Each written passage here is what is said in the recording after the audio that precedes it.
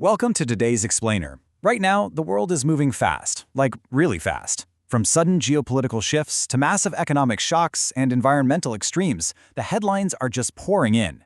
Today, we're going to connect the dots of these crucial global events. We're breaking down the data, the reports, and the underlying currents to give you a clear, structured understanding of exactly what is happening right now, and more importantly, how it all ties together. So you might be wondering, how on earth are a massive state funeral in Iran, a brand new stealth submarine in Pakistan, and a deadly, suffocating heat wave in the United States all connected today? At first glance, they seem like completely isolated events. But as we'll see, let's dive into this because they are actually parts of a massive, interconnected global ripple effect. To make sense of all this noise, we've structured our explainer into a 5-part roadmap for you today. We're looking at 1. Middle East geopolitics, 2. Gaza and the West Bank, 3. Asian military shifts, 4. Economic fallout, and finally, 5. Global climate and disasters. Let's get right into it. Part 1. Middle East geopolitics and escalating tensions. We're starting right at the epicenter of global anxiety. We are seeing a rapid, tit-for-tat military escalation right now. Following Donald Trump's declaration that the ceasefire is officially over, the United States launched a huge wave of strikes. On day one alone, the U.S. hit 90 Iranian military targets, focusing on air defenses, drone warehouses, naval infrastructure, bringing the total to 170 targets across 2 days. And, as you'd expect, in direct response, Iran's Islamic Revolutionary Guard Corps fired back, launching retaliatory strikes against U.S. military bases in Kuwait and Bahrain, framing this as just the first phase of their response. Right in the middle of this explosive military exchange, Iran held this massive state funeral for its late supreme leader, Ayatollah Ali Khamenei, who was killed in a strike earlier on February 28th. Millions of people literally flooded the streets of Mashhad and Tehran. But what really caught the attention of international observers wasn't just the sheer scale of the crowd, it was the messaging. There were these highly visible, unofficially sanctioned banners displayed offering a jaw-dropping $100 million reward for the assassination of Donald Trump. Now, there's no official government link to these banners, but analysts definitely note that the government allowed this deeply charged anti-US and anti-Netanyahu messaging to completely blanket the state funeral. And this brilliantly illustrates the incredibly nuanced world of diplomatic messaging. It's almost like a spy thriller. Behind the loud protests, Iran was executing some fascinating diplomatic communication. When foreign delegations came to pay their respects, they weren't just greeted, they were read highly specific verses from the Quran. For instance, the Saudi delegation heard verses about the Battle of Badr, which is a historical symbol of victory despite being heavily outnumbered. But for Bangladesh, they heard verses from the Battle of Uhud, emphasizing steadfastness in keeping promises. Iran literally used ancient religious texts to map out a modern geopolitical landscape, sending tailored signals to every nation about exactly where they stand. But actually, take a second to notice what's missing from this massive state event. The new supreme leader, Mojtaba Khamenei, was highly visibly absent from his own father's funeral. According to a representative in India, this unprecedented absence was driven purely by intense security fears and an active assassination threat from Israel. The fact that the new leader could not safely attend this monumental national event? Yeah, that speaks volumes about the current threat matrix in the region. Moving on to Part 2, Gaza and the West Bank. Let's shift our focus from the halls of power in Iran to the ongoing humanitarian situation on the ground. Contrasting that grand, heavily organized state funeral we just saw, the visceral reality on the ground in Gaza is just tragic. We are now 8 months past the initial ceasefire in this timeline, and yet over 1.9 million displaced people are still trapped in squalid conditions. The breakdown in sanitation is so severe that displaced families living in temporary tents are reporting rats and insects biting their sleeping children. With international aid heavily restricted, basic daily survival is a terrifying challenge. On the political side, the administration of Gaza is undergoing a major structural shift.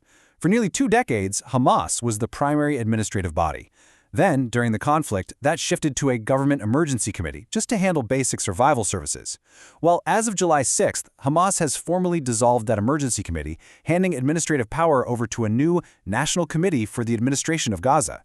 This is a technocratic body formed to manage the immense challenge of post-war recovery, though analysts are certainly debating how much indirect influence previous factions will maintain. Meanwhile, over in the West Bank, we are seeing a fascinating grassroots response to violence. Take the town of Sinjar. Frequent illegal settler attacks involving arson and property destruction had unfortunately become the norm. When official protections failed, the locals organized a volunteer night watch, communicating over WhatsApp and patrolling with flashlights. And it worked. This hyperlocal organized community defense has resulted in a staggering 90% reduction in attacks. It's a really powerful example of community resilience stepping up to fill a security vacuum. All right, part 3. Asian military shifts and changing alliances. Because the geopolitical heat from the Middle East is absolutely not contained, it is actively polarizing alliances all the way across Asia. So the crucial point here is that India is watching its borders with deep strategic anxiety. Following a recent diplomatic visit by Bangladesh's leadership to Beijing, New Delhi is keeping a very close eye on the growing ties between Dhaka and China. And these aren't just polite diplomatic talks. They involve negotiations for advanced J-10CE fighter jets and the proposal of a massive China-Myanmar-Bangladesh economic corridor. For India, this represents a massive shift in regional power dynamics right on its doorstep. And India's concerns definitely aren't just on land. Enter Air-Independent Propulsion, or AIP. This is the complex tech behind Pakistan's brand-new Chinese-built PNS Hangoor submarine. Now, traditional diesel submarines have to surface pretty frequently for oxygen to run their engines. But AIP technology, it allows the submarine to operate without any access to atmospheric oxygen, meaning it can stay submerged and completely invisible for much, much longer periods.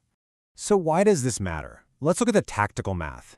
India still holds superior overall naval dominance, hands down, more ships, nuclear subs, and advanced anti-submarine helicopters. However, Pakistan is acquiring 8 of these new invisible Hangoor-class stealth submarines. So while India dominates the surface, Pakistan's new underwater fleet fundamentally alters the balance in the Indian Ocean. It gives them the ability to project power way beyond their coastlines, entirely undetected. Part 4. Economic fallout. As you can guess, this military posturing in the Middle East and Asia isn't just staying in the oceans and deserts. It is actively burning through global markets. The moment stability breaks down, markets react instantly. The immediate shockwave of the US-Iran military escalation caused global oil prices to just spike. Brent crude jumped by 5% in a single day, hitting $78 a barrel. When the Strait of Hormuz, which is basically the vital choke point for global oil, gets threatened, the entire global energy supply chain feels the tremor. Now, what's really fascinating here is how that geopolitical fear instantly triggered a massive tech sell-off in Asia. And we aren't talking about tiny dips. Major players took heavy hits. Samsung dropped by 6.3%, and its rival SK Hynix fell by 5.7%. The panic was so severe that South Korea's main index plummeted over 20% from its June highs, actually forcing the country to officially declare a stock market recession. It goes to show how interconnected our economy is. A missile strike in the Middle East can literally wipe billions off the value of microchip manufacturers in Asia overnight. Finally, Part 5. Global climate and disasters. Let's pan back and look at the planet itself. Because while nations are locked in man-made conflicts and economic struggles, we are simultaneously facing devastating environmental and industrial catastrophes. Take a look at this number, 25. That is the number of people who have tragically died due to a suffocating heat dome trapping the eastern United States. Temperatures soared past 38 degrees Celsius, that's 100 degrees Fahrenheit, right in the middle of the nation's 250th independence celebrations. Over 140 million people were placed under heat alerts as this invisible disaster took lives across multiple states. And the U.S. is definitely not alone here. We are seeing a devastating tally of simultaneous emergencies worldwide. In Venezuela, the death toll from twin earthquakes reached an agonizing 3,889 people, with locals literally digging through rubble with their bare hands. Over in southern France, severe heat waves have sparked wildfires that burned 900 hectares in the Aude region, forcing mass evacuations. And in China, an industrial catastrophe at a shoe factory in Xinjiang claimed 28 lives after massive fires engulfed the building. And nature is just not letting up. China is currently bracing for its 9th typhoon of the year, Typhoon Bobby, forecast to strike the eastern provinces. At the exact same time, Japan is reinforcing its southern islands, grounding flights and halting ferries to prepare for the massive storm. Human authorities everywhere are just being stretched to their absolute limits. Which brings us to the final thought for our explainer today. We've seen military escalation, stock market crashes, incredibly nuanced diplomacy, and terrifying natural disasters all happening at the exact same time. So here's the question. How can nations actually prepare for an era where military, economic, and environmental crises happen simultaneously? It might just be the most pressing challenge of our modern world. Thanks so much for joining me to connect the dots today. Keep analyzing the facts, keep asking questions, and I'll catch you in the next explainer.